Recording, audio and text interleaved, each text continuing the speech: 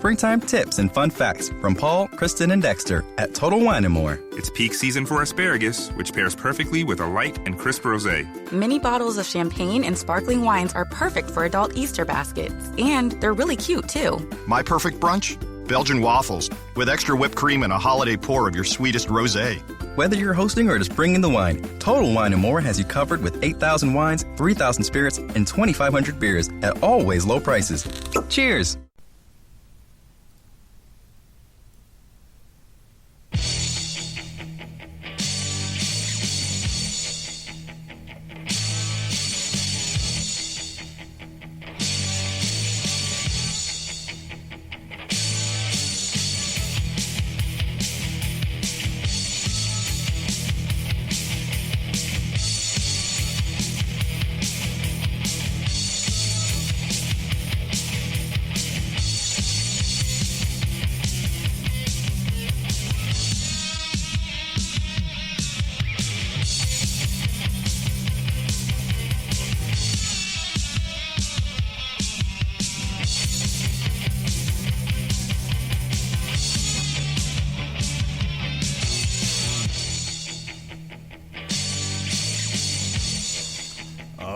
Help me now. Jesus. Here we go. Ladies and gentlemen, it's the Metal Hammer of Doom, and it's WrestleMania week, or at least WrestleMania was last week, so we're celebrating it this week. I am your host, the mandated reporter, and frankly, I'm mortified, Mr. Mark Radulich. And tonight we bring you a selection of choice cuts, entrance music from World Wrestling Entertainment, World Championship Wrestling, Extreme Championship Wrestling, and whatever else we feel like playing. I'm not alone here. I'm here with two wrestling fans. First, Mr. Toxic Masculinity, Mr. Pat Mullin. How do you do, sir? Good evening, everybody. I will say I'm just a tad bit disappointed they didn't have the actual versions of some of the Japanese theme songs, or at least one of them would have made the cut. However, I'm very happy with what we got for you tonight. I think you'll be just as happy. Indeed. And speaking of happy, he's an all-American boy. Ladies and gentlemen, it's Extreme Jesse Starcher. How do you do, sir? Woo-wee. Boy, have I been excited for this show for quite a while. You really have. Yeah, we had the opportunity to do the Land of 1,000 Dances on the Metal Hammer of Doom Extra. And that was a treat. That was a treat. I'll wrap you with my cane, you pencil neck geek. Some great stuff. So it just whetted the appetite. I was like, man, WrestleMania week cannot get here soon enough.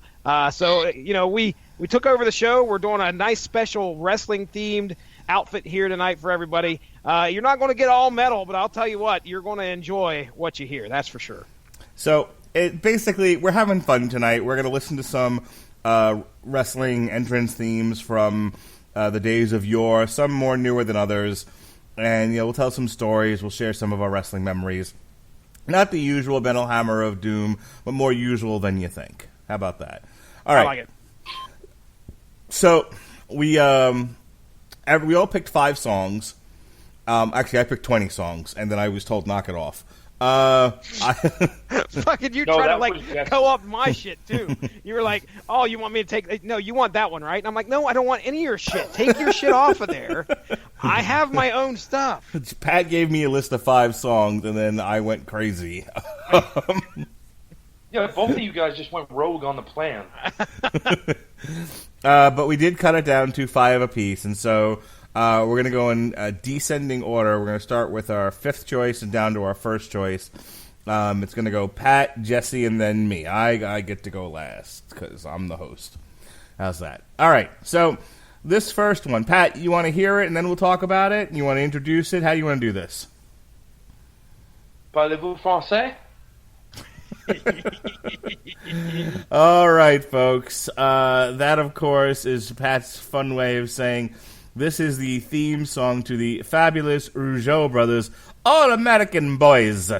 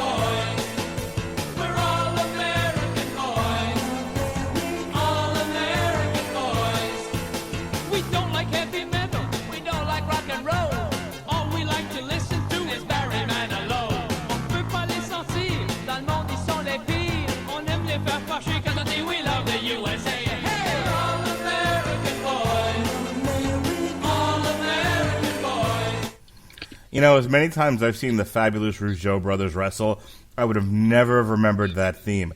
And what a wacky theme it is, you all-American boy, you, Pat. What possessed you to put this one on the list? Oh, my God. So, like, for whatever reason, I always remembered, like, the keyboard part of it. And it just always stuck in my head because I used to always rent a tape called World Tour 90. And there was a Rockers Rougeau match on there that was really awesome. But it was, like, just something about the combination of, like, the entrance tunnel that they went through in this arena in Bercy, France, and, like, the pyro and everything. I just remember this song starting, and I was like, man, this was really cool. So, like, I would hear it more when I would watch more, like, old tapes and stuff. I'm like, man, this song's actually kind of rocking. Because I love the keyboard. It's super 80s. It's, like, perfectly fitting at the time. And then, like, years later, when I actually got the full master of the song, and I could listen to it, like, it was great stuff to, like, piss off these fans. Because if you don't remember, like, the Rougeaus were a babyface tag team from Quebec, and, you know, eventually they turned heel by being very disingenuous and talking about how they love the USA, and they plan to move to Memphis, Tennessee, and all this great shit. So they came out with one of the first Jimmy Hart written theme songs where a wrestler, or in this case wrestlers, would actually sing their theme song, which Jock would later on repeat as a Mountie and a Quebecer. But I'm the Mountie! I'm brave and I'm strong. I'm the Mountie! And The Mountie barely missed the cut in favor of this song, by the way. Oh. But they're singing a song about how they're all American boys, and then as you hear, there's a French part of it. Mm-hmm. So what they're saying in that French part is, we can't stand Americans. They're the worst in the world. We like to anger them when we say we love the USA. Perfect. And this would play as they waved little American flags walking down to the ring. Wow. I remember hating the fabulous Rougeau brothers as a kid. They were, you know, I was a hardcore Demolition fan. Demolition were the shit back in the day. You know, and that's because I didn't really know who the Road Warriors were until they showed up with, their manager and the puppet. But if I, so had I known of the Road Warriors, they'd have been my favorite tag team. But instead, I got the guys that clearly weren't a copy of the Road Warriors, Demolition. And stop! They were better. And Smash Bar. I don't know about Crush, but Demolition, and we're going to hear a little bit of Demolition later on in the podcast. But don't spoil it.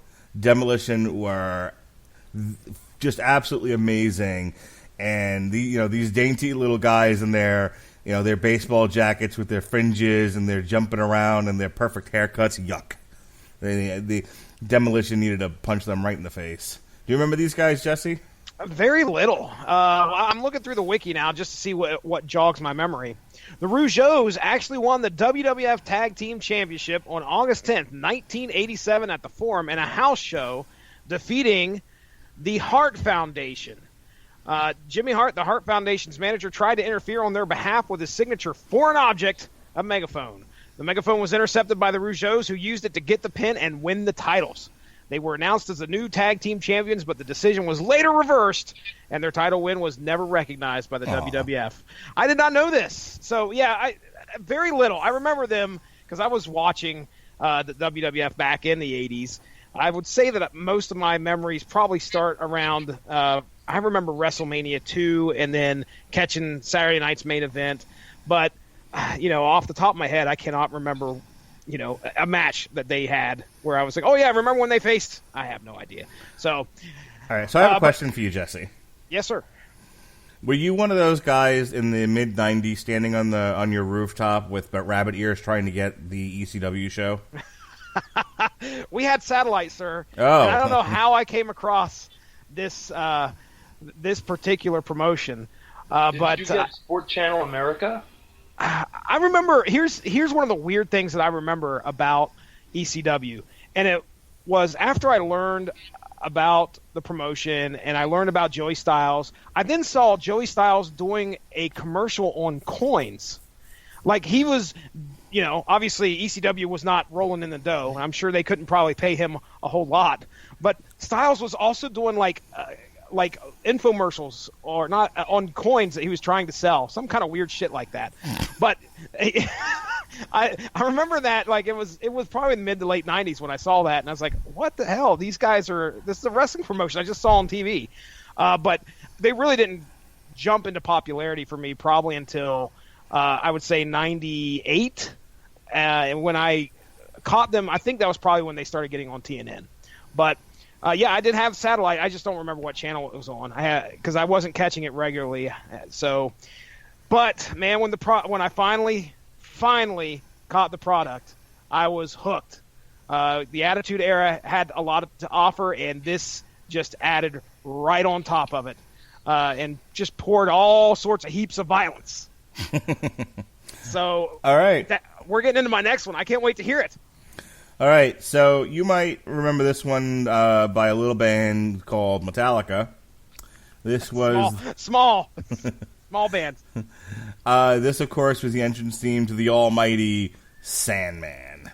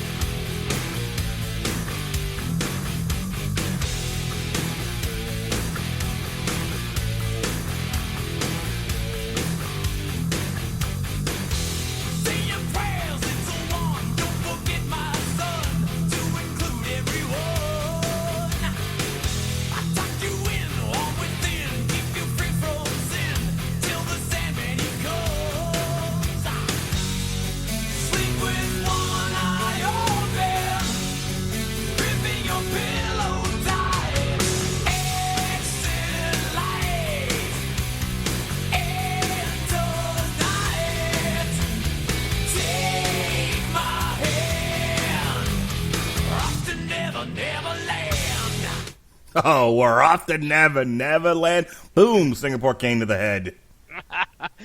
Drink a beer, smoke a cigarette, come down through the crowd, and then 2 moves and match is probably over. And then the bell rang. This, you can probably see that you may think that I have my wrestling themes along with the wrestling skill, and this would be bottom of the barrel here for poor old Sandman. But no, that's not how this is going. When I picked my 5, I strive for I wanted to get a theme that definitely fit with the metal motif, obviously, and I also wanted something that was instantly recognizable and that the fans just gravitated towards. Watch a couple Sandman intros on YouTube and just watch the crowd as soon as. Just watch One Night Stand and see JBL's face. JBL is like just thought ECW was trash and got into a fight with the Blue Meanie. Is like just dumbstruck by Sandman's entire entrance, where the crowd, the crowd was in the palm of Sandman's hand. Like, he had every single one of them just hooked. And JBL's like, I'll never be this over in 100 years. Yeah. That's and again, part of that, so we used to have to stay up till 1 a.m. Sunday morning, Saturday night, whatever you want to call it, to watch ECW here in the northeast tri-state area of New York, New Jersey. And so we used to always do it on, my best friend at the time, this kid Will, we would either be at my house or his house staying up to watch it. And so his older sister had her boyfriend over one time because parents were gone, so of course that's happening. Oh, yeah. Yeah. And so we're hyped because we're going to turn on ECW. Oh, ECW's on, awesome. And, they were doing whatever they were doing, blah, blah, blah. And then comes in during ECW, and he's like, you guys are watching wrestling now? Because this is the era when wrestling wasn't cool. Mm-hmm. This is 1995. Yeah. So he comes in and he hears Metallica pumping and sees the Sandman's entrance. And he's like, oh, shit, what's this? It makes you take notice. Sold. ECW didn't give a shit about licensing. And I would assume that they didn't pay any of these guys. Did they pay for that music? They paid for some music. They paid what basically they got caught using. they had a deal with Tommy Boy Records specifically for Too Cold Scorpio to come out to Whoomp There It Is. He used Jungle Boogie for a time by Kool and the Gang. Okay. But they paid. They initially had to pay for that until they worked out a deal with Tommy Boy where, hey, we'll advertise Tommy Boy Records on every show if you let us keep using this. Somebody put together an ECW playlist on Spotify, and I just went down through some of the, some of the signature songs. I mean, there's one thing I noticed was that there was a lot of White Zombie. There was 3 White Zombies on there, and I mean, it was like stuff that you heard on the radio being played as the entrance to a wrestler, and you never really saw that much at all, if at all, in WWF. No, they were using Metallica, AC/DC. Yep. Did a couple of teams. White Zombie, you mentioned. A bunch of guys were using White Zombie. Anthrax. Like a bunch of stuff on there. Yeah, I want to say until I think the WWF created a theme for them, they were using White Zombie to open their show. They were using Thunderkiss 65. 65, yep. So I'll run them down here real quick, and we can get to the next one. So here we go. We got Come Out and Play by The Offspring. Anybody got any? Okay. Man in the Box. Mark Radulich's favorite band. Tommy Dreamer. Alice in Chains. And I'm going to skip that one because that one's coming up here in a few. Debonair by Dope. Debonair. I have no idea. Natural Born Killers. I know who that fucking is. Oh, that's the Gangsters. Yeah. Snap Your Finger, Snap Your Neck. Oh, that would be... Fuck, you're getting them... I knew that one. War Machine by Kiss. Taz. El Cucuy by Cold Chamber. Yeah. Jerry Lynn. Welcome to the Jungle, Guns N' Roses. Bam Bam. The Zoo by the Scorpions. Mike Awesome. Smack My Bitch Up by the Prodigy. Oh, that was Al Snow. Okay. Nice. Pepper by the Butthole Surfers. Wow, who would come out to Pepper? Stevie Richards. Okay. Then we have... Now, I didn't know that this was Intergalactic. Wait, was it Stevie? I have no idea. They don't have the name. I'm just going down the playlist. Intergalactic by the Beastie Boys. Boo! Chris Chetty. Bob by Kid Rock. Kid Cash. Big Balls. We already talked about that. AC/DC. Balls. El Fantismo and the Chicken Run Black. What the? White Zombie. It's another White Zombie song. Perfect Strangers by Deep Purple. Shane Douglas. Electric Head Part 2 by White Zombie. Mark? Well, since you don't know the names, I'm just going to say the Pitbulls. Okay, you guys just start naming the ECW roster as we go down. Who comes out to Super Bon Bon by Soul Coughing? Okay, all right. Head Like a Hole, 9 Inch Nails. Beulah. Trust, Megadeth. Just making shit up now. No, that was Jerry Lynn, yeah. Okay. Miserlou by Dick Dale. Ooh. That was just the generic ECW promo theme.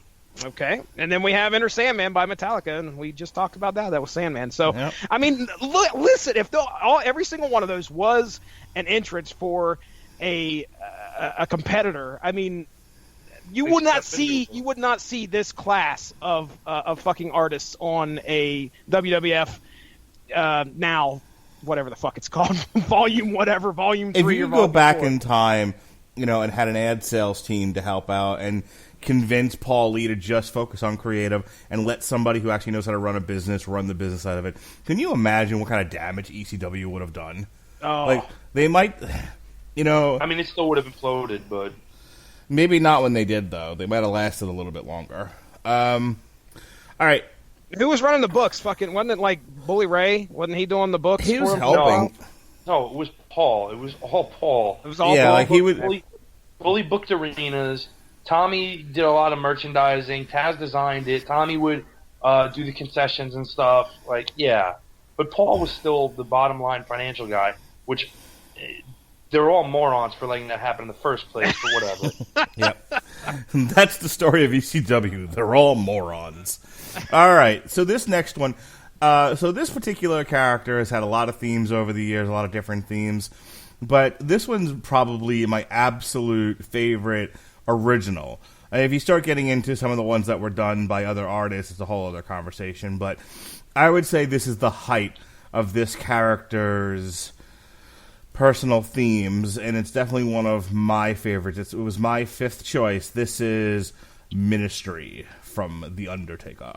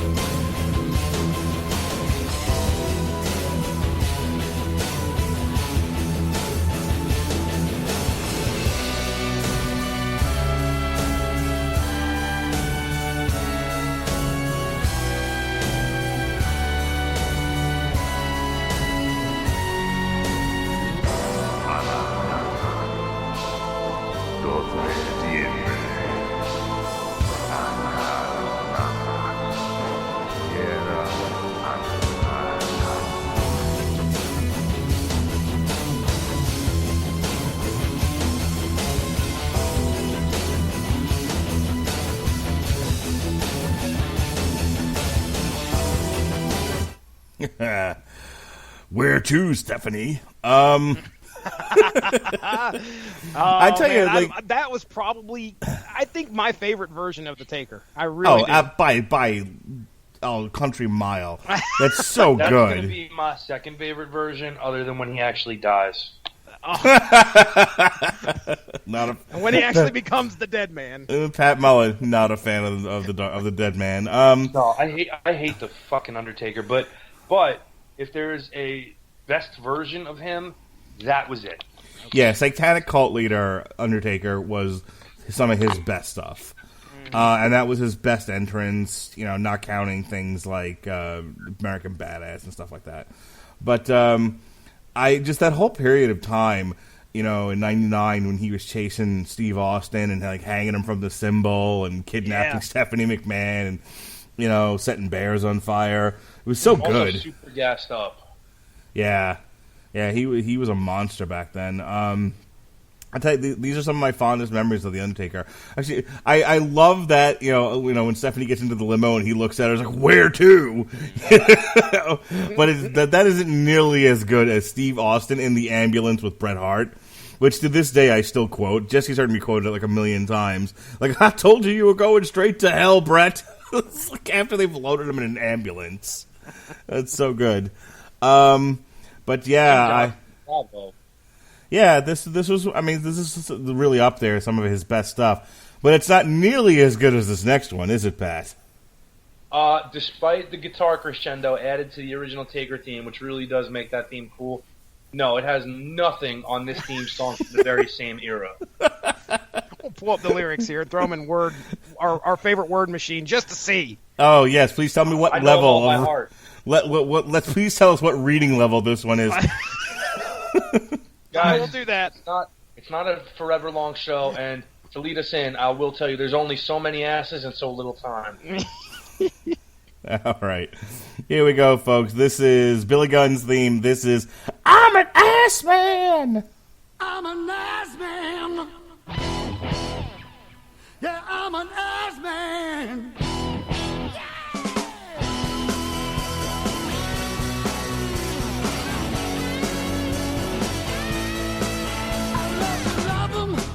I love to kick 'em, I love to shove 'em, I love to stick 'em, love to float 'em, I love to watch 'em, I love to pick 'em, and I'm gonna kick 'em, 'cause I'm an ass man. Yeah, I'm an ass man. Yes, I'm an ass man. Oh, I'm an ass man. So many asses, so little time. A little tight one can't stop me on a dime. I'm a lover of every kind. The best surprises always sneak up from behind. I'm a nice man. Yeah, I'm a nice man. Yes, I'm a nice man. Oh. I'm an ass man. Oh my god, that is so, I wish I could play the whole thing, all 2 minutes and 30 seconds of it. It's so good. What's crazy about that to me is that he was called Badass Billy Gunn. And then at one point, just as a joke, Road Dogg referred to him as Mr. Ass. And from there we got Ass Man. He was narcissistic about his ass.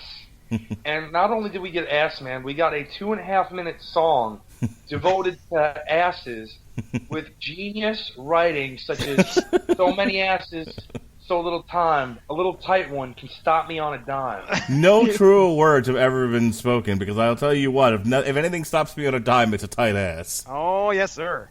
Yeah, I remember that fellow walking down in Soho by the burger place. Hey, go fuck yourself, Pat. Hey, you fuck. All right. Look, Badass Billy Gunn was never one of my favorites. I liked him as part of G-Generation X. I liked him as part of the New Age Outlaws, but nobody's favorite, the song. Yeah, but the song is incredible. The song should be in the Hall of Fame. So, just the song. And my appreciation for the song went further because remember the whole thing where like some ring rat like outed him as like having an affair, and there's like a whole big thing on MySpace or whatever a couple of years ago. No. Oh, well, it was a huge thing or whatever. So Opie and Anthony, when they first had Sam Roberts guesting on the show, did like a whole morning about it with repeated plays of this song, and would not refer to Billy Gunn by name, would only refer to him as Ass Man or the Ass Man. And like you're like, no, not the Ass Man.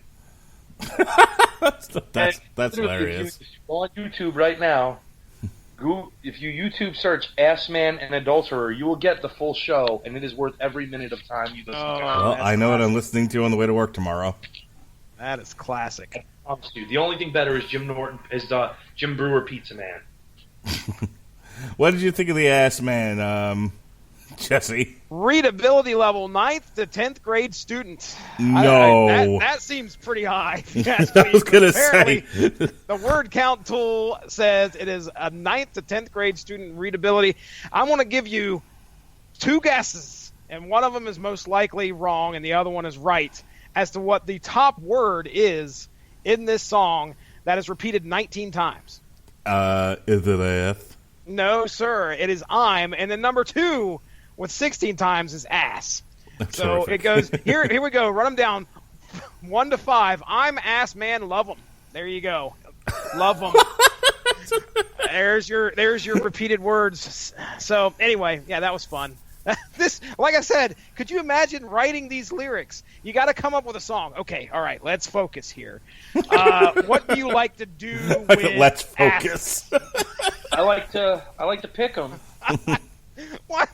Okay, are you sure you want to put? You want to pick an ass in the song? Yes, I do. We got to move this on here. So speaking of asses, Jesse, your next one is called "Break the Walls Down." Oh my goodness! You like that? You like the transition? Yeah, break that mantle walls in pieces. That's right. Oh. All right, so introduce. What are we doing here? Is this not the most iconic song that was just it? As soon as you heard it, you knew who it was going to be. Obviously, that's what an intro song's all about. But you saw the countdown, and then this song hits. Mark Radulich, play the song. All right, here we go. This is Chris Jericho's theme. This is Break the Wall Down. Come on, you know I gotcha. Yeah, one. Break the wall, break down the walls. For those about to rock and what you want, baby, you know you're Judas and I'm your priest. Baby, what I got is not from the least. Bring it to the stage in the range of the beast. Step in the arena and break the wall down. Step in the arena and break the wall down. You know, coming on down, Jericho. You know I got you now, you know. Yeah, Jericho. Yeah. I'm awakened from a deep sleep. You're all weak. You're living in the agony of defeat. I am the master of your whole heat. I am the path to block you like sheep. Step into the town and break the wall down. Your heartbeat is the only sound. Step into the light and then you know you were stopped and dropped by the walls of Jericho. Now you know, Jericho. So I was living in California when he jumped ship and debuted. You fucking took my question. I was like, let's play a game of Where Are You? Or Where Were You? Because that is exactly what I was going to I ask. was living in California at the time, and they did the countdown clock forever. And then when he finally debuted, it was like, I would say it's probably the second most significant jump back. The first one being X-Pac, the day after WrestleMania 14. Which, by the way, I don't think I've ever screamed louder like a girl at a wrestling event than when. And you did that for X-Pac. Yeah, I don't know what you're talking about here. Oh, okay. Let me doing this. Okay, so the day after WrestleMania 14, right? Shawn Michaels has been thoroughly beaten. His back is in shambles. Okay. You gotta look to your friends. You gotta look to the click. And out walked Sean Waltman, who I have no particular enjoyment of at all. I didn't like him as the 1-2-3 Kid. I didn't like him as Six. I did not like him as anything.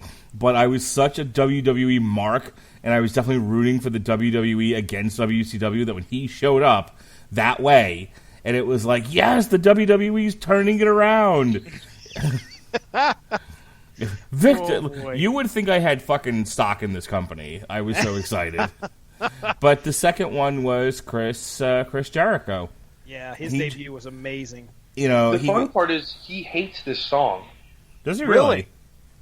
He hated the song when it debuted, and he realizes though that at a certain point, it's really over, and it wound up being good for him. But he hates the song. Is it because he's just not a fan of rap? I think it's because he didn't get to do his own entrance song. Mm-hmm. And he's probably thinking, if they let the Rougeaus do it, I have a real band, why wouldn't they let me do it? Pat, where were you, man? Where were you when this happened? I was in my bedroom because it was August, I believe, of 1999. And I was a youngin' then, but I still, even though it was summertime, I still used to come home early, for Monday Night Raw and Nitro for some reason. Mostly Raw at this point in time. But there was all the buzz and all the hype that Jericho was coming in, and I was a huge Chris Jericho fan at the time. I think a lot of people of my similar mindset were, some still are, and I was so excited. And then they play the music, and he comes out, and he just gets summarily buried. Fucking rock. Who in the blue hell are you? I just told you, my name's Chris Jericho. It doesn't matter what your name is. You dare to interrupt The Rock after you've been wrestling on some show with a guy named Juventude? With a jabroni named Jehuventude. It's great. Yeah, I think I was at OU, and I'm fairly certain the college years is what really got me back into wrestling. That was that prime time where WCW and the NWO had just like happened. I think was it summer of '96.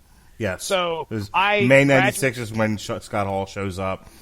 July is when they form the NWO.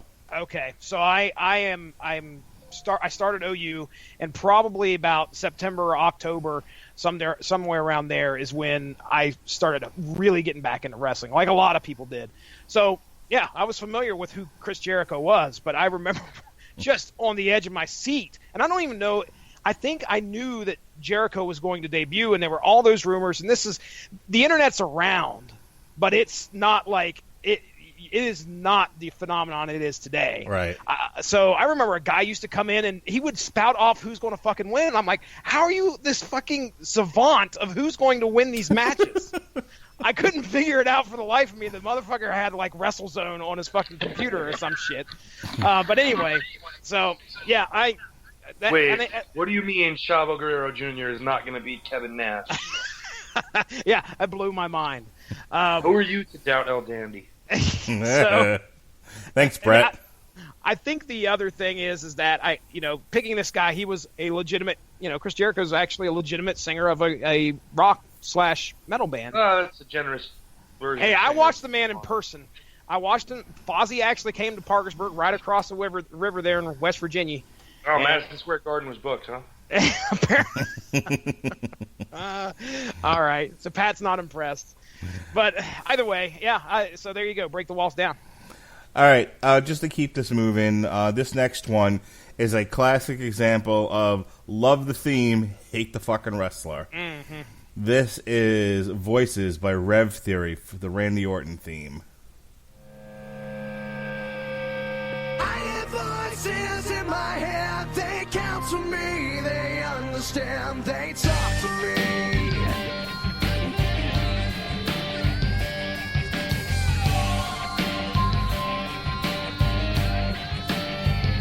You got your rules and your religion, all designed to keep you safe. But when rules start getting broken, you start questioning your faith. I have a voice that is my savior, hates to love and loves to hate.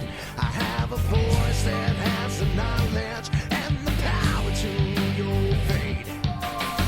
I hear voices crying, I see heroes dying, I taste blood that's trying, I feel tension rising. I hear voices in my head, they counsel me, they understand, they talk to me, they talk to me, they tell me things that I will do, they show me things I'll do to you, they talk to me, talk to me, talk to me, talk to me, they talk to me, talk to me, talk to me. As a mental health professional, hearing a song about someone reacting to internal stimuli is particularly entertaining to me. Then that would be Voices, ladies and gentlemen. They talk to him. I fucking hate Randy Orton. I think he's the most boring, most overrated ass of a wrestler ever. And anytime he comes on the television, I go right to sleep. But God, is that theme amazing. And I'll tell you, the one time I actually found Randy Orton entertaining, I think it was when he actually started using this theme song, and it was when he was doing the whole "I have IED," intermittent explosive disorder, where he was where he showed up to Triple H's house and with a bat or whatever it was, and he was simultaneously knocking out and kissing Stephanie McMahon. Oh, though that was the best. Crazy Randy Orton at that time was the greatest thing ever. And then you have this vicious feud, this crazy, violent, vicious feud with this lunatic who's hearing, voices in his head telling him to, commit sexual assault against the CEO's daughter. And they ended it with just a match at WrestleMania. Probably one of the worst matches I've ever seen at a WrestleMania, including King Kong Bundy versus If someone SD did Jones. that to my wife, I would immediately go for a hammerlock. Right. This'll teach you. It was like, hey, you tried to rape my wife. Let's do some catch-as-can wrestling. Fantastic. That we're not particularly adept at. Yeah. It was unbelievable. You know the funny thing? I like this team. I don't dislike Randy. I actually like Randy. I loved his one before this, Burning My Light.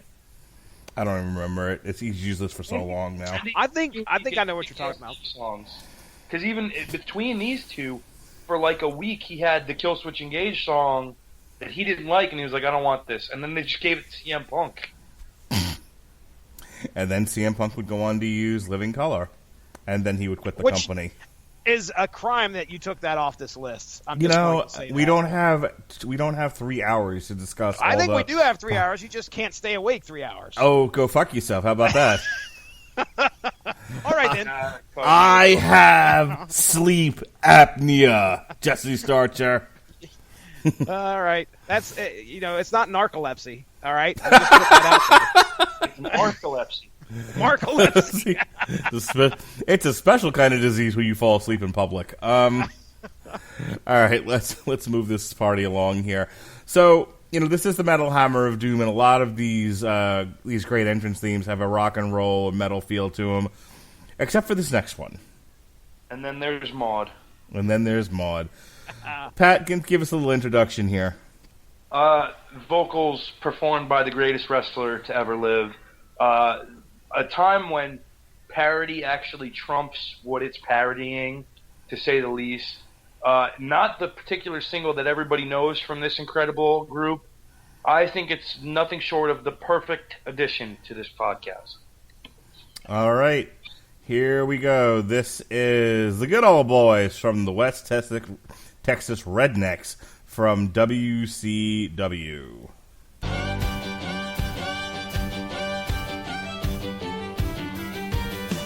Southern born, Southern bred. When I die, I'll be Southern dead. We like to watch our wrestling every week on TV. Our favorite show is Andy Youngly Berry. It's us good old boys. Good old boys. Good old boys. They're just good old boys. We got American flags flying in our yard. Saturday night, we like to party hard. We got an old hound dog in a pickup truck. We like long-legged country girls who know how to love. They're just good old boys. Good old boys. Good old boys. They're just good old boys. Ah, yes, good old country girls that know how to love. I like Andy Griffith, too, so. Oh, Speaks you to me. Texas redneck, you. Shit. All right, Pat, talk to me. Talk to me! Amazing. Just, Kurt Hennig, again, proving that when he wants to, he can do anything and do it perfectly. I can't believe that's him Minnesota. singing. That's amazing. A man from Minnesota telling you about how he's Southern born and Southern bred. Fantastic. When he dies, he'll be Southern dead. And he is. No. But I love this whole angle. I love everything about it. I love the real lack of depth in terms of WCW's understanding of their audience. That they thought in the Deep South this would get booed and Master P would be cheered. Yeah. I read about that angle today. I was like, what the hell? They were just there for what, like a 6-month period? The West Texas Rednecks? Yeah, it didn't last long. But it produced 2 singles, and everybody knows Rap is Crap. Like, everybody's heard that. That was one of the songs that actually didn't make the cut because of the presence of this. But I feel like this is actually a better song. And the instrumental was used as Jeff Jarrett's WCW entrance theme originally, believe it or not, when Jeff had his first run there in '96 when he left the WWF. And so they kind of just reworked that and added the lyrics and the chorus and shot another music video for this. And these guys could not have been more over with the crowd. And to see Kurt Hennig kind of get a second or third at this point, really career resurgence from it was really cool as a diehard Kurt Hennig fan. Now, this was during the Russo era, wasn't it? So No. was it really? This wasn't a No, Russo thing? No, this is pre-Russo. This is a couple of months before. Mm-hmm. That is amazing, then, that they had such little foresight that they thought the rap guys that weren't actual wrestlers were gonna get cheered, and the West Texas rednecks were gonna get booed. Yeah, but they'll bring in Kiss, and that'll really draw a crowd. Yeah. What I loved about 1999. What I loved about this angle was the mild racism. That's what really sold it for me. Yeah, of course it would. I just wanted Master P to get his ass whooped. I hated Master P. I hated anything that he did. I know he was only there for one episode. Can I ask a question? Did you want Master P to say, Fuck that noise. Fuck that. Make him say, I'm the ice-cream man. This motherfucker... And for the record, I hate Conan, who was a part of this angle. Conan sucks and is awful. Mm-hmm. I saw him in person on Thursday and reminded him that he sucks and is awful. Sir, you suck and you're awful. Good day. Does anyone have any questions? Yes. I'd like to know why you suck and you're awful. Fantastic. All right, let's move on. Jesse, now this was very different. This is this is very different from what we've been doing here. Why don't you tell us a little bit about it before we play the song? Okay, all right, I will. As a matter of fact, I think it's a very good possibility that I learned of this album's existence from a Casual Heroes podcast. It's very likely. Someone brought this up. Was this about fucking children? It probably was on a list. Oh, okay. It's a very good possibility. But yeah, I remember thinking it was a bunch of BS. There's no way. And then I found out that Macho Man Randy Savage made a rap album. Yep. And you guys are about to get a taste. There's a little bit of metal in here, too. It's rap, but there's some metal. So you're about to get a taste. And I wonder, are you ready? Goodness gracious. Randy Savage is gone. Hulk Hogan's still with us. I'll tell you right now, I'm not ready. But I'm going to ask you, are you ready?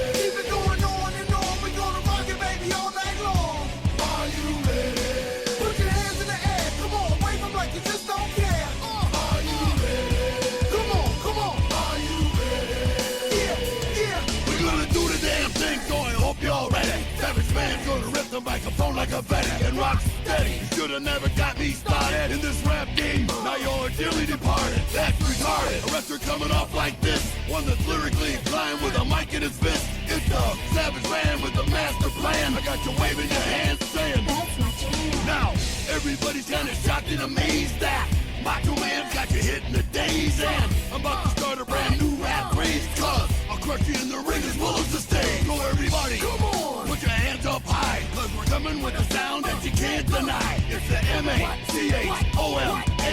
No, I'm not playing, I got the place in mayhem. Are y'all ready for this? Cause if y'all pump your fists like this, are you ready? Keep it going on and on, we're gonna rock it, baby, all night long. Are you ready? Put your hands in the air, come on, wave them like you just don't care. Are you ready? Come on, are you ready? Yeah. Watch out for that tree. Watch out for that, oh yeah, tree. Because he died when he hit a tree, get it? Oh. They're doing that stupid Vice series tonight, and they're probably going to bury Randy enough as it is since he's already buried. Mm-hmm. Yes, 6 feet under that tree. Won't be a whole lot of work left to do then. First of all, the entire time that song, I've never actually heard that before, but the whole time shit. I've heard the one where he's yelling at Hulk Hogan, but be a man, Hogan. But I've not heard this one, and the whole time I'm thinking, would you please sit down, Grandpa? Just stop it. Here's what made me put this on the list. Number one, you wanted to torture me? Oh, please. You cannot sit there and listen to that and tell me that he does not have some semblance of skill. I mean, he's actually impressed me with a 2003 rap album. Yes, he's an. What are the odds that he would come out with a rap album? I mean, there's Jesse, no. I have the album, and there's a couple of decent cuts on there. Why are you ready? Why not? I like that Man? one. Why not Perfect Friend or what was the other one I really liked? Where it's still got the heart, still got the fire. Be a Man was the easy pick, so I was like, okay, well, everybody's heard that. I'll go with what I thought was, I don't know. Cut. This felt good to me. This song. Well, the whole album's a fucking deep cut. I don't think a lot of people even knew it's out there. And why should they? Did you not hear the ladies yell? That's my jam. Oh no, they were not yelling that. They were yelling. They fucking yelled that. They have That's bread my and peanut jam. butter, and they were requesting jam. Oh. We need some jam. I liked Are You Ready? I like the album. I think the album's actually pretty decent, and especially for Macho Man Randy Savage behind the mic. I like to love them, and I'm gonna kick because I'm an ass man. Are you ready? Oh no! Power of Ass Man can't be denied. No. Likes to pick them. All right, let's move away from Grandpa having some sort of stroke. Fuck. Mark, your next song. All right, now. Oh boy, this will put asses in seats. Let's hear it. Your mom puts asses in seats. Jesus. All right, so this is one of those. Jesse Starcher. This is one of those few ones where the WWE got like an actual recording artist to do some entrance music. This is one of the better ones. It's one of my favorites.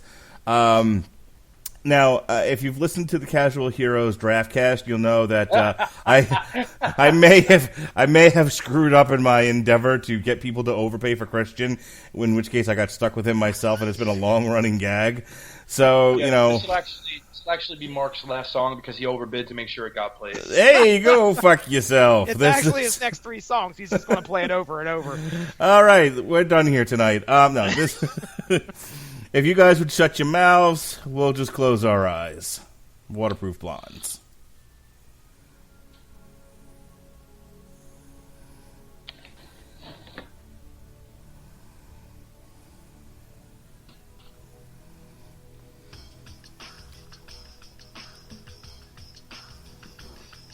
Deceived by my eyes, and all I was told I should see. Opinions not mine, the person they taught me to be. One night in the dark, a vision of someone I knew. And in the darkness I saw a voice say, I'm you.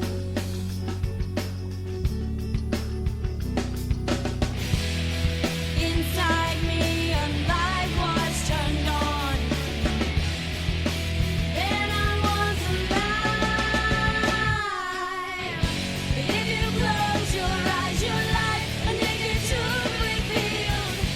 Dreams you never lived and scars never healed. In the darkness, light will take you to the other side.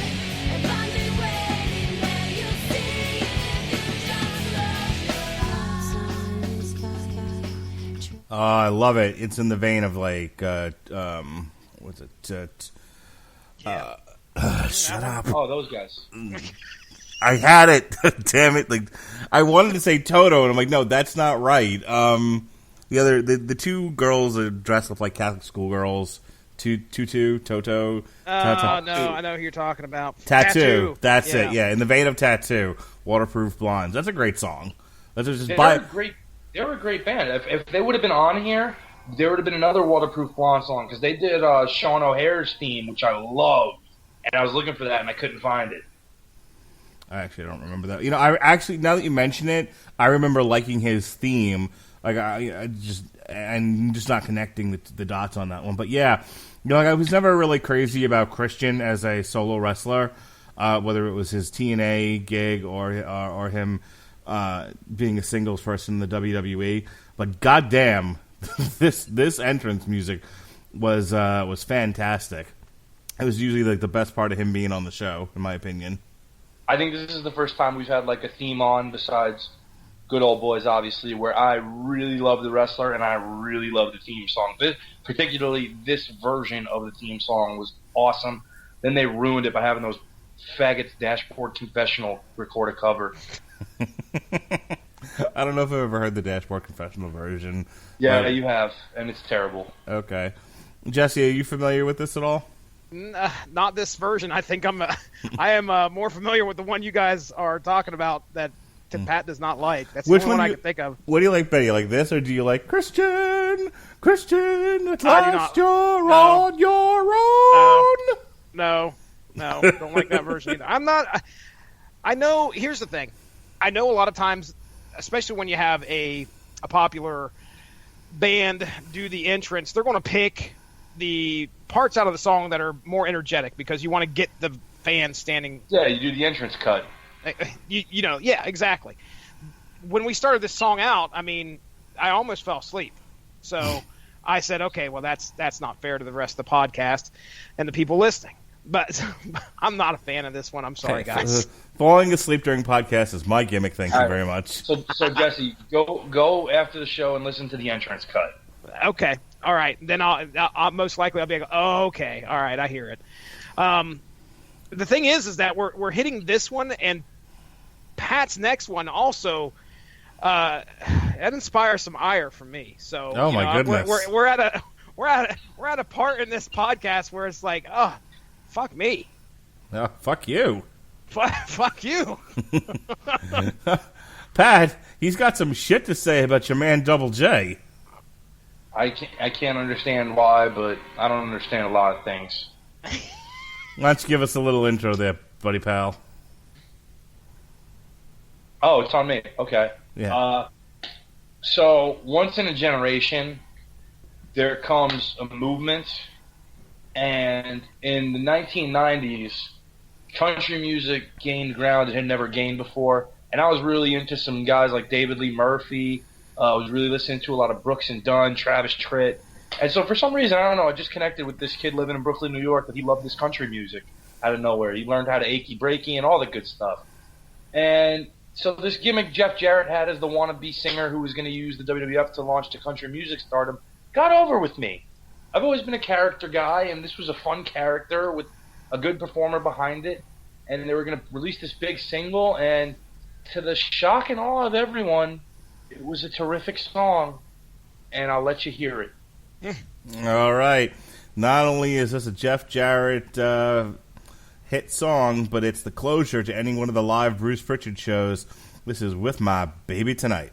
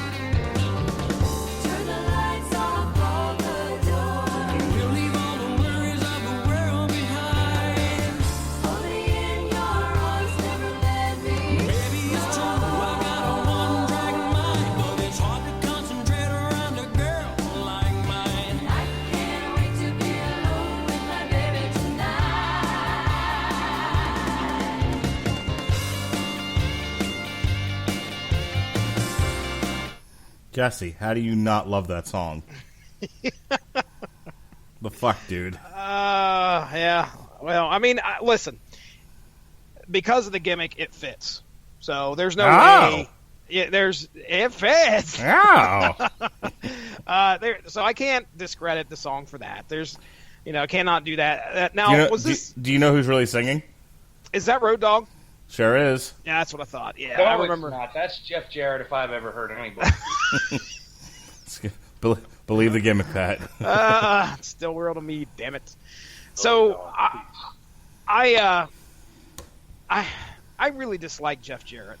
So, I mean, hey, Jeff Jarrett, fuck you. I could not stand to watch him. It seemed like wherever he showed up, he immediately got pushed. And maybe it's because of the wrestling skill that he had. And I think as years have gone on, I understand why some people like him, but I can remember him being on WWF television and WCW television, and I was completely uninterested with anything that he had to do. I'll admit, Jeff was willing to come out and put women in the figure 4 on a nightly basis again. Okay, now I know why Pat likes him.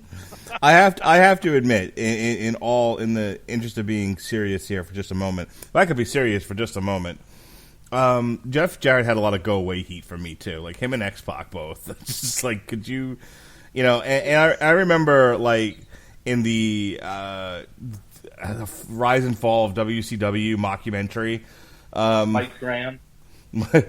Jeff Jarrett hit everybody with that guitar and still couldn't get over. No, the quote is, he broke 6,000 guitars, never drew a dime, and in his mind, he was as big as Hulk Hogan. And the thing of it is as ridiculous as that documentary is, he's not wrong. Like, do you know the story, Pat? I think I've heard Bruce Pritchard talk a little bit about it, but with Pritchard, it's like, I'm not sure we're getting all the details here. Do you know why exactly Steve wouldn't work with Jeff when they proposed it to him? So, there's heat going back to the Tennessee days where Steve was working for Jeff's father as a opening match guy, whatever, and they say, oh well, he sold for all this bullshit that happened there, and he didn't like that he used him in a promo that didn't have anything to do with them. The reality is they had heat going back to Tennessee, where Austin got brought over to the Tennessee side of the territory and got his first payoff, and it was like $25.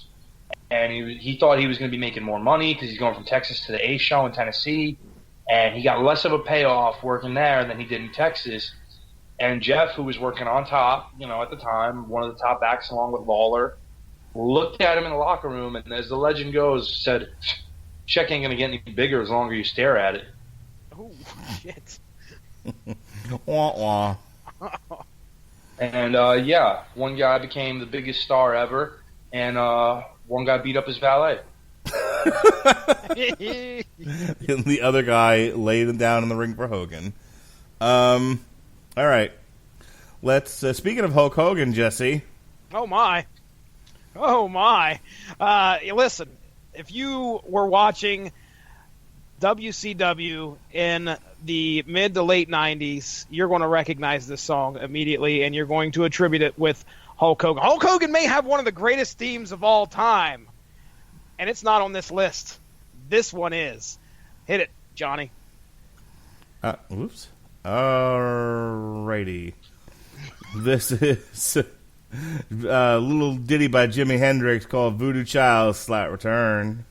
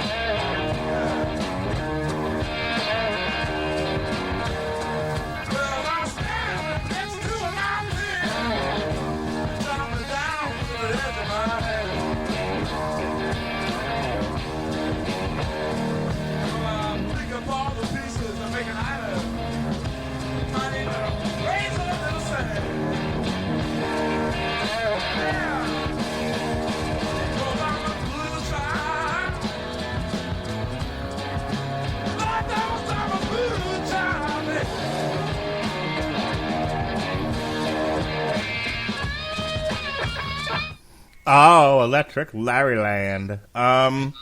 Actually, Electric Ladyland. So yeah, that was Hulk Hogan's WCW entrance, Voodoo Child slight return. The best part of his entrance was him playing the belt like a guitar.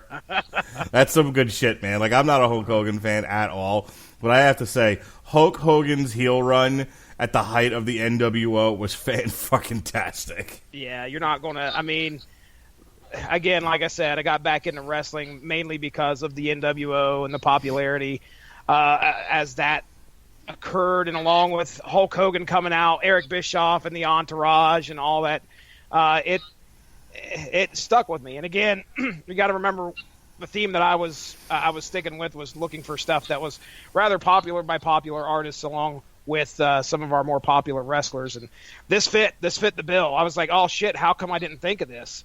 And immediately threw it on the list.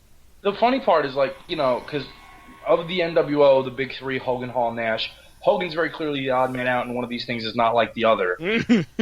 And part of it's because, like, Hulk is still being the wrestling heel, while Hall and Nash are just trying to be cool and edgy. And, like, so when Hall and Nash got their Wolfpack theme, right, like, it was updated, up-tempo rap track that people could get into and whatever, it sounded modern. Hogan's using Jimi Hendrix in the 90s. He's not going to get in touch with the teenage fan base that's listening to, you know, Death Row Records or super heavy stuff the opposite way, and the Southerners and WCW's strongholds. This was going to get heat from everybody. What is this guy listening to Jimi Hendrix for? How much is this old man? Works perfectly. Perfect. Yeah, this is my favorite. If I have a favorite Hogan era, this is it. And it, not the least of which is because this song is fucking fantastic. Voodoo, I mean, you know, I was thinking before, I wish a UFC fighter would come out to Ass Man, and then he was fighting a guy that comes out to Voodoo Child. It's good stuff. All right. So speaking of popular artists doing entrance themes, which is I got a little bit of that also going on my list, you know, with the old Waterproof Blondes and all that. But here's another one. This is a classic heavy metal artist, Motorhead. Went ahead and completely redid Triple H's theme. Triple H had this sort of like weirdo techno. Yep. You know, it's my time. It's my time. I prefer the edgy Christian version on kazoos. So yeah, they took this like electronic song that he would come out to, and he split off from D-Generation X and went solo. Would become the Cerebral Assassin, and turn into this rip-roaring rock and roll heavy metal tune. It's fantastic. This is motherfucking Lemmy, Motorhead, the game. It's time to play the game. Time to play the game.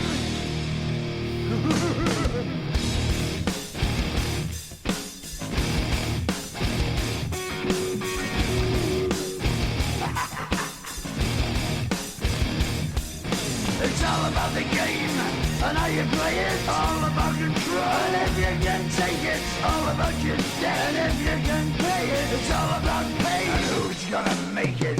I am the game. You don't wanna play me. I am control. No way you can shake me. I am heavy debt. No way you can pay me. I am the pain, and I know you can't take me. Look over your shoulder, ready to run like a Cleveland bitch from a smoking gun. I am the game, and I make the rules. So move on out, you can die like a fool. Try to figure out what my move's gonna be. Come on over, sucker, why don't you act me? Don't you forget there's a price you can pay. 'Cause I am the game and I want to play.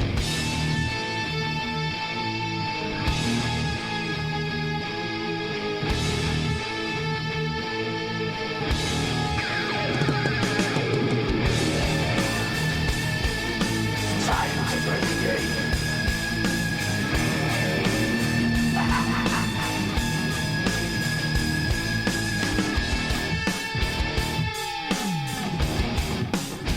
Time to play the game. It's all about the game and how you play it. So here's the thing. First of all, that is a phenomenal song. Lemmy from Motorhead did an amazing job with this. And Triple H has kept it all these years later. Even when they did a second one called King of Kings, he still comes out to the game. Just did it at WrestleMania. It's fantastic. It's another one that should be nominated in the Hall of Fame for entrance music. It's so good. But I'll tell you, my lasting memories of Triple H, as far as entrances go, are these last couple of years of WrestleManias where he decided to go in costume. Like the Something very fucked up and always over the top. I mean, it's just like, geez, what is he coming out now? He did it like the first time I think was at John Cena when he decided to be Conan, and I laughed my ass off at that. And then subsequently every year, culminating in what I think is the best entrance he's ever done, which was the Terminator entrance. Yes. At WrestleMania, I think it was 32 in San Francisco. Oh my God. Everything about that entrance, that match, the NWO and DX having an old man feud, it was so good. It's one of my favorite WrestleMania matches of all time, and it begins with that ridiculous entrance. Triple H's over the top fucking entrances are the stuff of beauty. This song was written by Jim Johnston. I did not know that. Neither did I. Good for him. But yeah, they have it written down. It's written by Jim Johnston and obviously performed by our good buddies from Motorhead. So, but still, it almost kind of makes me go, damn, Jim Johnston. I mean, this is some fucking 17 years. April 9th? April 9th, 2002 is when this album got released. So I assume, this has it listed as a bonus track on that album. So 17 fucking years this has been around. That's crazy. Longer. I mean, because he's been using this, I think, since 2000 or 2001. Really? Yeah, because I remember downloading this song on Napster. Oh, damn. So I was in the Garden when he came back after one of his quad injuries. He came back with the denim jeans and the denim jacket, and I think that was the year that he won the Royal Rumble and then would go on to main event WrestleMania 18. So yeah, I was there for his big "It's a Beautiful Day" comeback, and I'll tell you, and he came out to the game, and it was one of the loudest pops in the Garden I've ever been a part of. Oh, I can imagine. Good stuff. Good stuff. All right, Pat, this next song needs no introduction, but we're going to give it one anyway. The best wrestling entrance song ever. It's heavy, it's rocking, it perfectly describes who is coming out to it and sets the tone of what you're going to see when they come out. Stuck in your head very easily. Perfect encapsulation of the time. It's the best. All right. Here comes the Axe. Here comes the Smasher. The Demolition. Walking Disaster.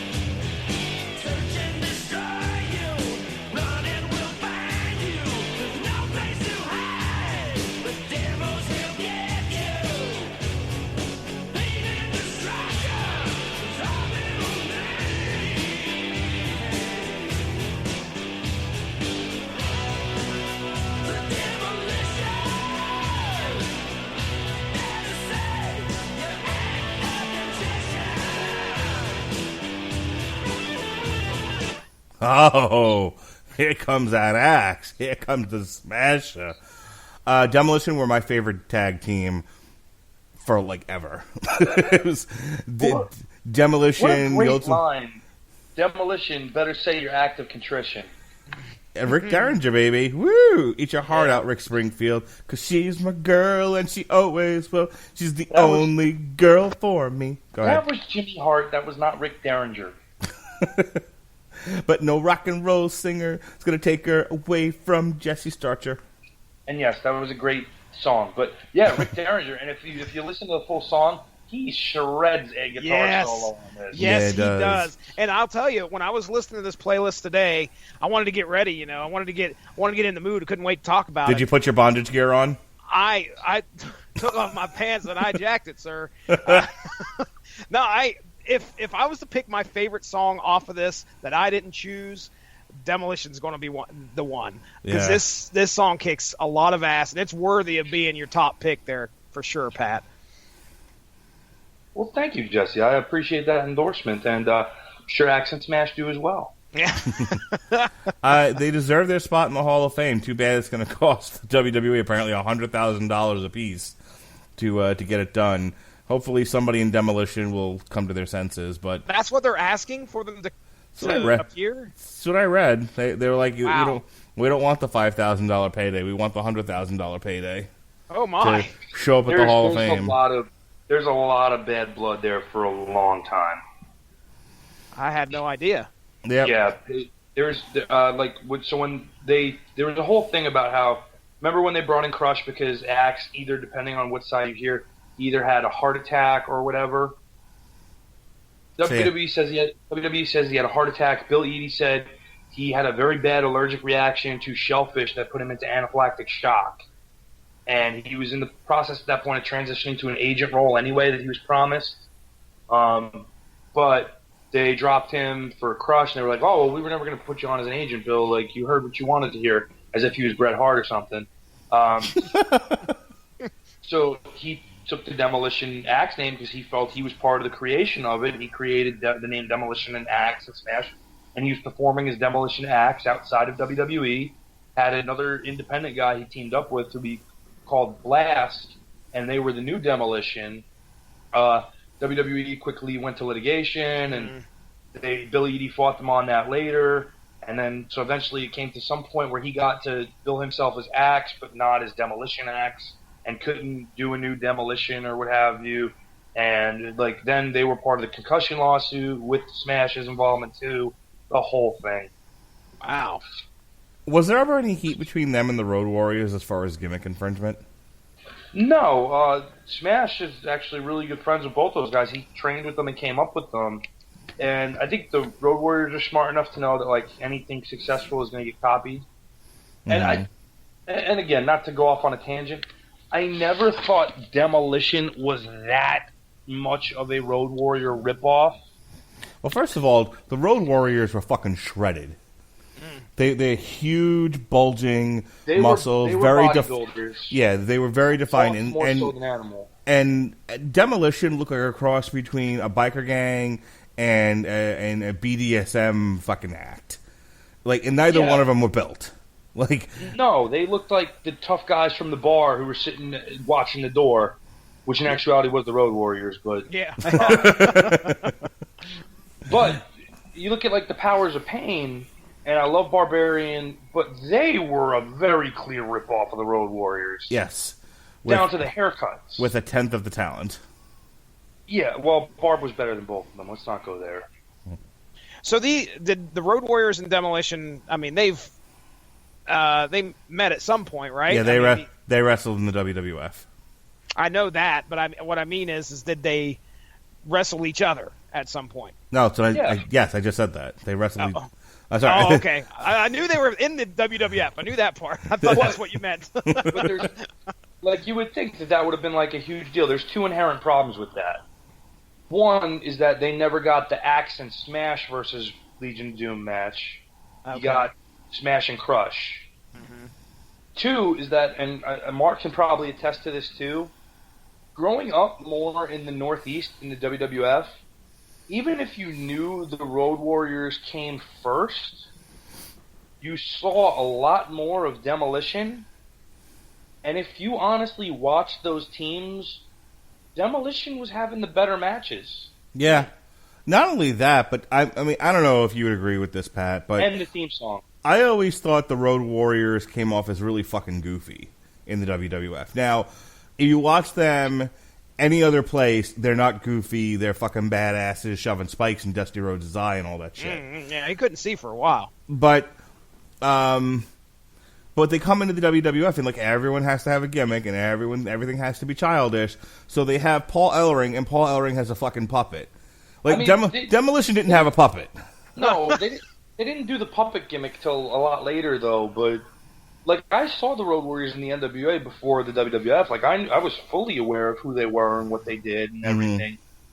But they just didn't seem as like literally as simple as I could put it. They didn't seem as good as Demolition. I'll tell you, they didn't.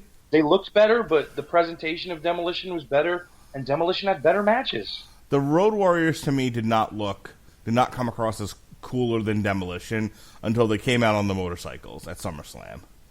Yeah, I was like, okay, now I'm digging this gimmick. But before that, Demolition were just the shit, and they were the best, and they were a huge. Like them and the Ultimate Warrior, like a huge part of my childhood. All right. Speaking of a part of my childhood, this was a part of my teenagerhood. Good old Phil Ansamo and the Appliances. Good old Pots and Pans McGee. Talk to me. Talk to me. Oh my goodness, we were talking ECW crowds earlier. Well, ladies and gentlemen, we're going right back there to my number one song out of the 5 that I've picked.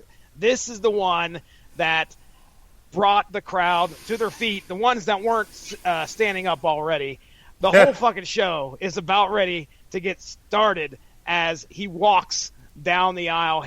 Hit it, Mark Radulich. Let's hear this theme song. All right, this is Pantera from the album Vulgar Display of Power. This is Rob Van Dam's old theme song. This is Walk.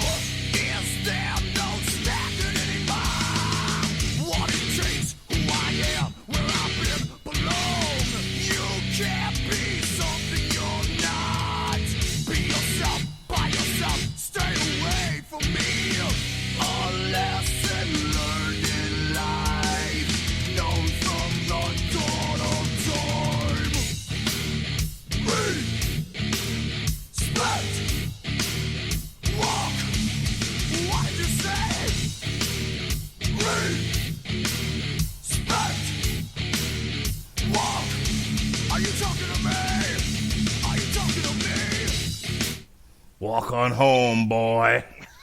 I watched this entrance today on YouTube, and I can't remember which ECW event it was.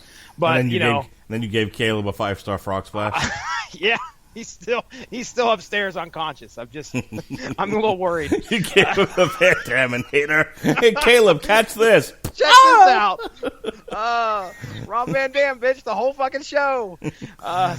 Jesse Starcher. Dun, dun, dun, dun.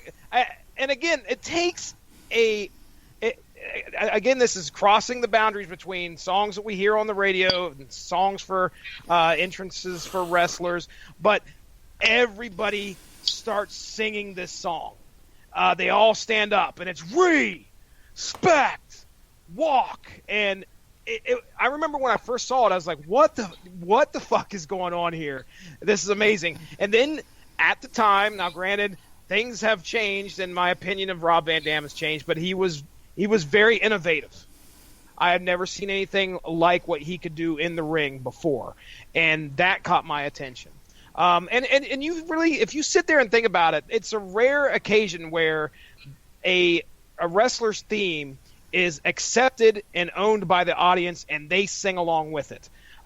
Just recently, I know you guys are going to be talking about WrestleMania. I may be in on that show, may not, but it blew my mind when Kurt Angle told everybody to chant "You suck" as he left, along with his entrance music, as he left the wrestling business.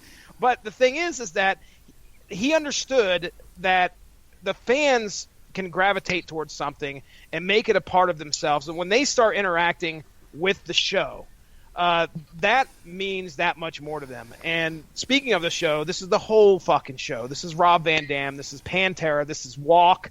For the pinnacle of the violent 90s, this fucking fit. This was it. All right, there you go. We're gonna end the show tonight with something a little different. This is for a while. This was the opening to the opening music for Raw. When Raw went from the 1 hour tape show, like 3 matches and some goofy skits, and Eric Bischoff started giving away results, and they had to be competitive with Nitro. So they went to 2 hours, and because of content and some other issues, there was Raw, and then there was Warzone.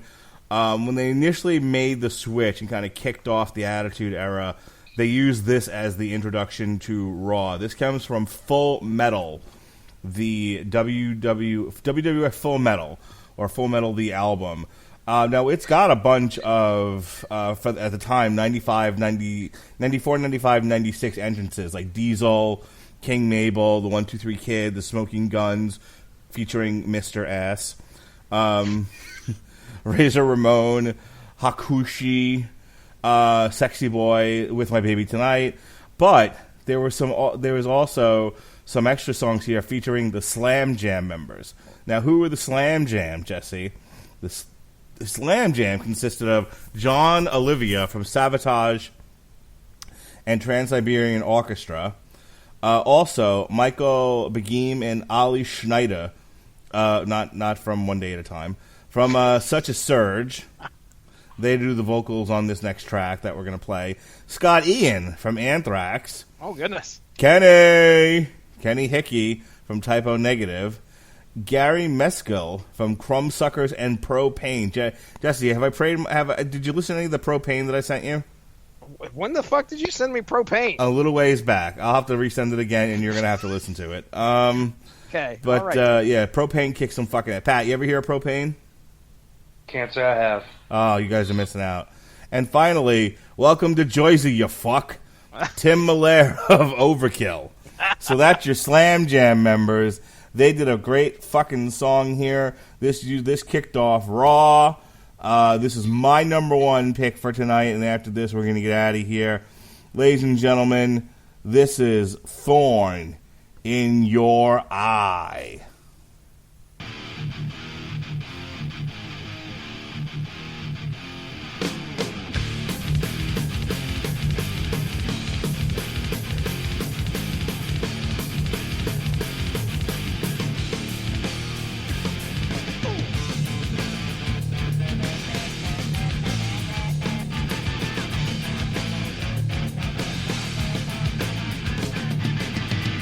Behind my eyes,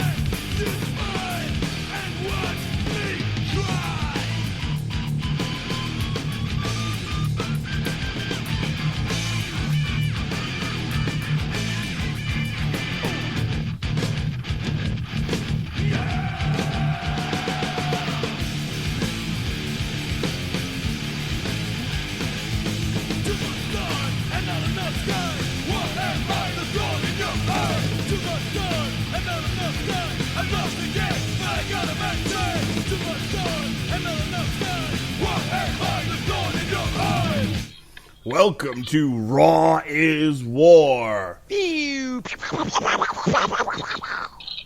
How's the pyro?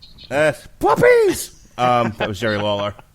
I love Thorn in Your Eye. I tell you what, man, back in the day when this kicked off Raw, I used to look forward to every part of Raw, including the this over the top entrance that and pyro show that they would do for Thorn in Your Eye. Look, if you didn't know that was on a wrestling album, Full Metal, the album, that could pass to any number of like thrashy metal tunes. It's a great song. They can't all be winners. Oh, Pat. Pat. Pat, do you have a favorite Raw intro then? I like the alarm going off when they would run from the Manhattan Center. Totally 80s, Pat Mullin. They would clearly have a siren because every Raw song they've ever had is trash. Oh, wow. Do you feel the way about SmackDown too? Are you not a fan of the Beautiful People? Ugh, I'm glad that didn't make the list. Like, I don't even dislike Marilyn Manson, but that song is just... bleh. The beautiful people, it's all relative to the size of your steeple.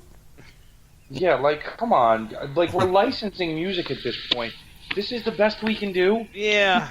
Like, Raw used to literally license the piano part of Right Now from Van Halen for the bumper promos. And you're going to tell me, well, that's where all the budget went, so we can't have a good entrance theme. Sorry, guys. Honestly, it probably is what happened. I don't know. I liked it, for what that's worth. All right, that pretty much wraps up our show here. Some that didn't make it.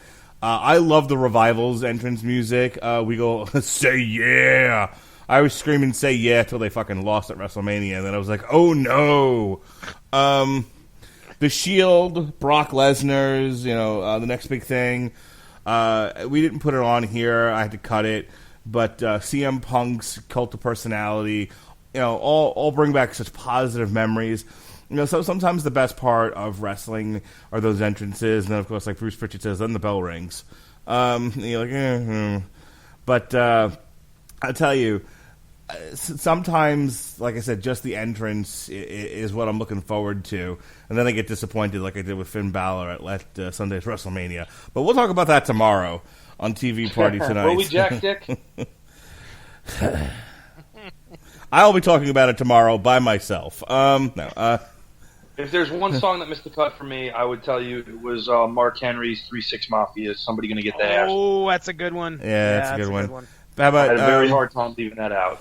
Jesse and I, when we did one of the turkeys from a few years ago, which was the best of Limp Bizkit, we talked about My Way and the whole run up to WrestleMania 17. So we've covered that one. What else, Jesse? What else? What didn't make the cut tonight? Oh, there's plenty of other stuff out there. I was looking for Taz's theme, which is kind of like the basis of the Shield theme as well. I really like that one, and really.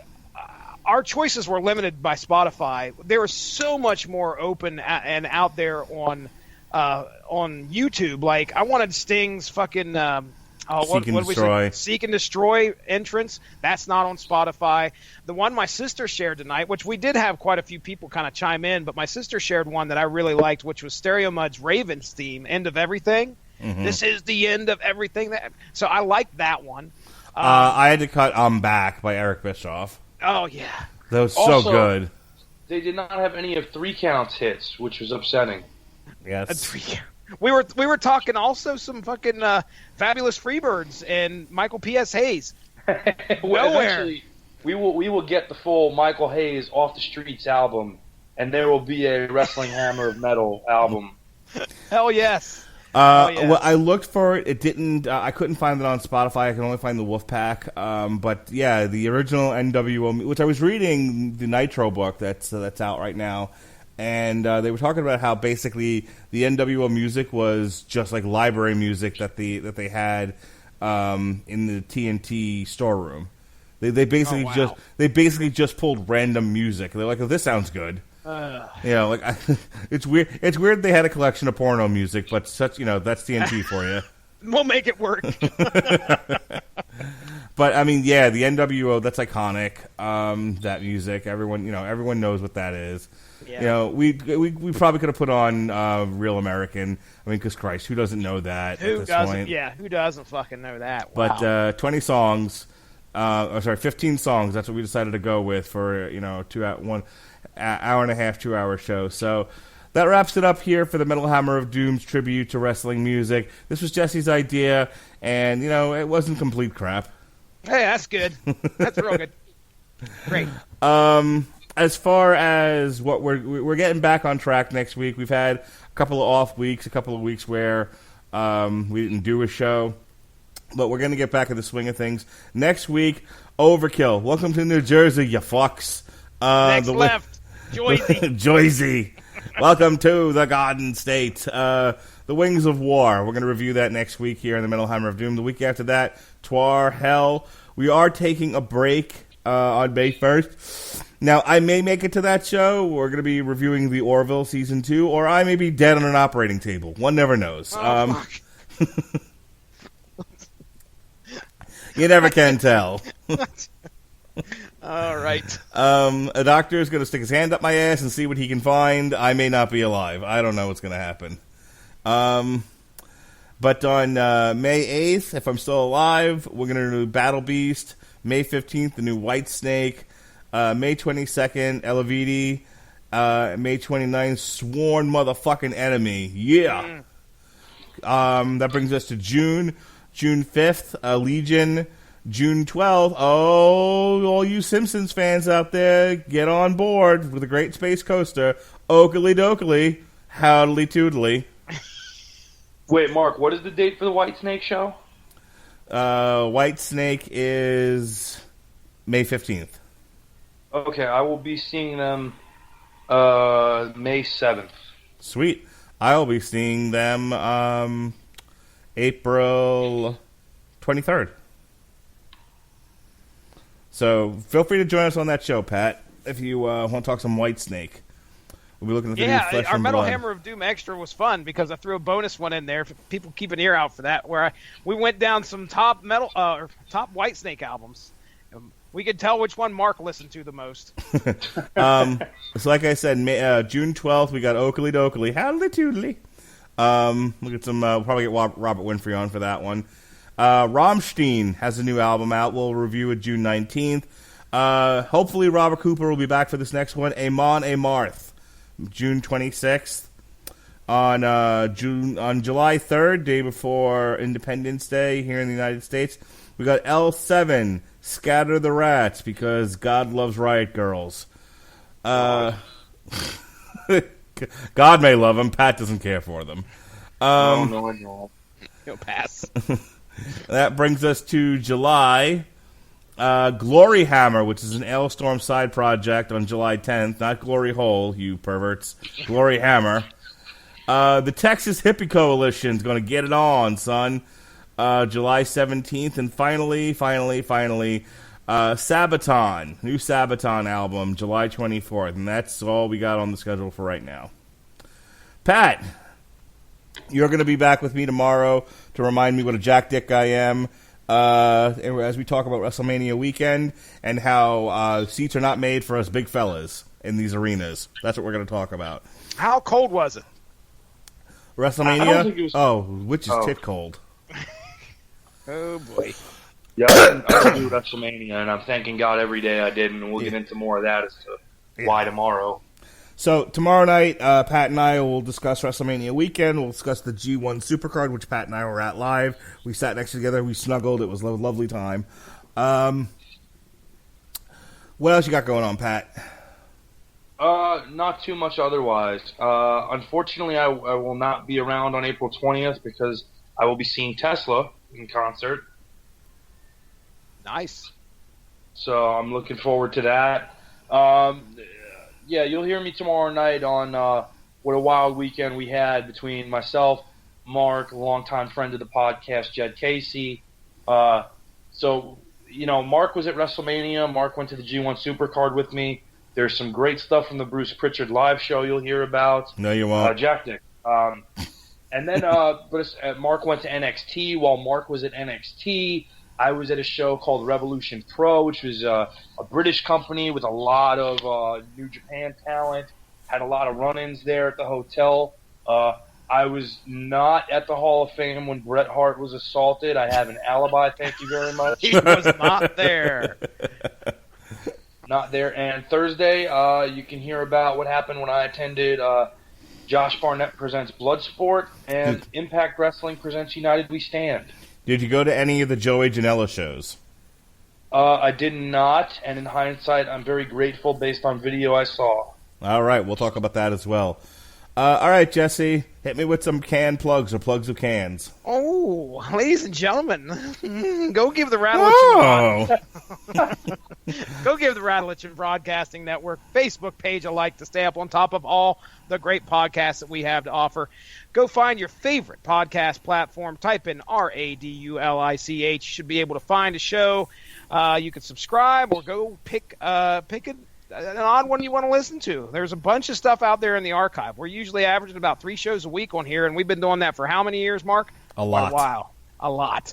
So plenty of stuff out there to check it out. I do a show called Source Material. It is a comic book show. We got some great episodes coming up here, and we've done a bunch. We're over 200 episodes. So most likely there's something that Pat's been on, that Mark's been on, that you could hear us again talk about storylines and comic books if you like our voices that much. So other than that, Mark Radulich, I'm ready to get the hell on out of here. I had a fun time tonight, guys, by the way. I don't get a chance to sit around and talk wrestling with my buddies anymore. I used to watch it all the time, every Monday for probably, I don't know, fucking at least 10 years straight. And then I had kids. And then... and your life ended. And then the bell rang. And then I was like, shit. So, yes, it was fun to talk wrestling tonight, fun to go down memory lane, so I thank you, boys. But Mark Radulich, take us out of here, sir. All right, ladies and gentlemen, this has been the Metal Hammer of Doom, and remember, metal rules, but rap is crap.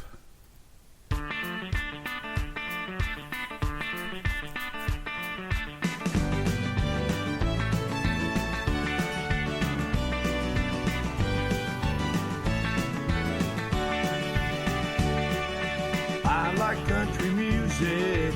I love country girls. I like Willie Nelson. And don't forget about Merle. There's only one thing that I hate, 'cause it's a bunch of crap. I hate rap.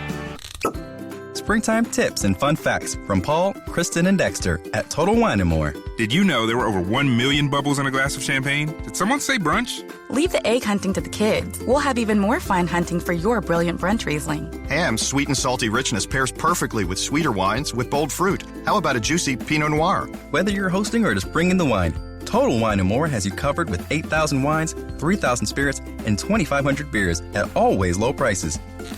Cheers!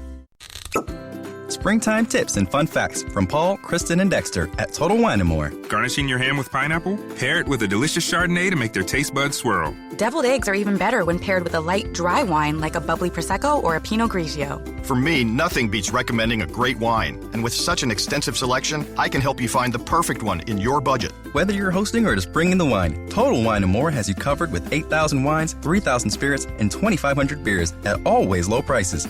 Cheers!